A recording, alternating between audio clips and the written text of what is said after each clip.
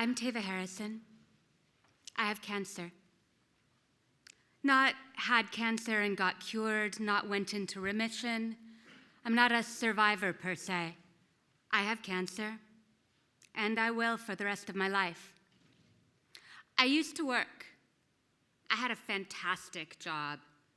I worked for the future of the planet, of nature. I worked all the time. I liked it that way. I was in the center of things that I believed in. My life sparkled. I see magic everywhere, in the euphony of birdsong, in the casual kindness of strangers, in the burst of flavor spilling from sun-ripened fruit across my chin, sticky, saturating, luscious. This rich, crackling deliciousness is the magic of living. I believe in living hard, loving with all my might, making the most and the best of things. And I make things, tangible things you can look at and hold, words and pictures.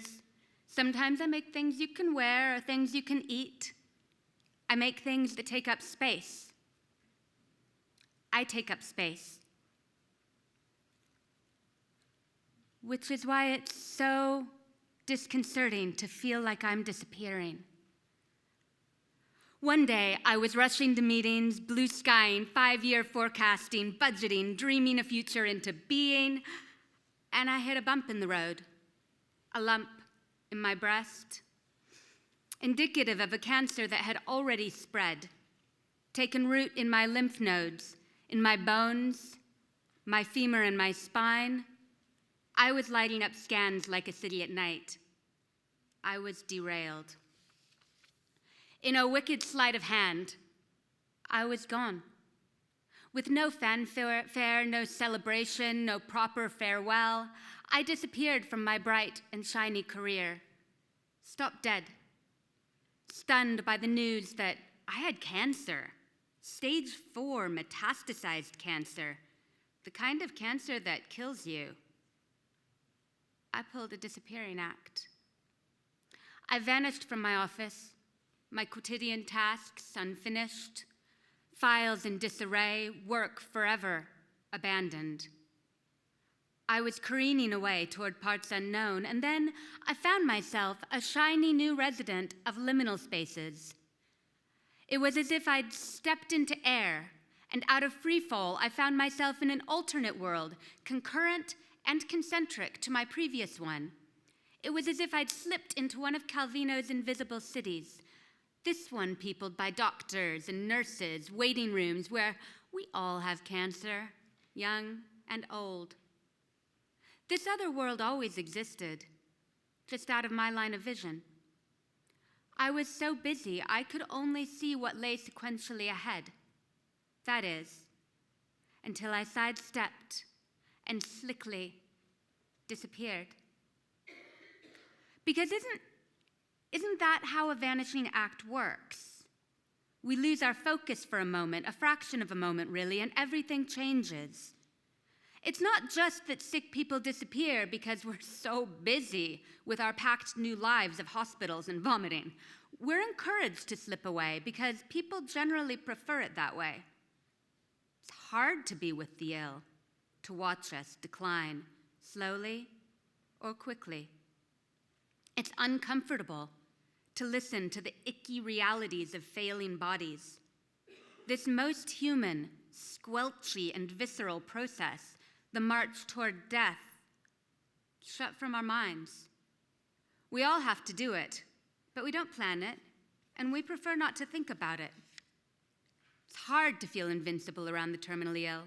It's infinitely more comfortable to pretend the sick simply don't exist, that bodies are strong and living is easily accomplished. But what is lost when we allow the sick to disappear? We lose eminently qualified colleagues, just the self-same brilliant minds that could provide a unique and socially critical perspective by filtering innovation through the limitations of their disability. When sick and disabled people are at the table, accessibility isn't an afterthought. Inclusion in planning begets inclusion in practice. We need to hear from sick and disabled engineers, actors, plumbers, politicians, doctors, bakers, all kinds of thinkers. By implementing on a global scale the workarounds developed when an individual MacGyvers their living and working space, we can help create a world where exclusion and isolation are no longer the defaults. Disabled and sick people have had to create solutions. We can learn from this. Disability often forces us to slow down and experience what it means to look in a more granular way. When we have art and conversation about illness and disability, we're giving voice to a crucial part of the human experience. And by listening to these voices, we can gain a truer perception of our own advantage and luck. When something so big and hairy, so beastly and scary as terminal cancer enters the frame, it obscures what's really there. When we get sick, we disappear. It's not just that we're away. Our significance is in question. Our place in society as a worker, an earner, our very status falls from under. Without these things, the trappings of polite society, how can we even be seen? Do we still exist? It calls everything into question.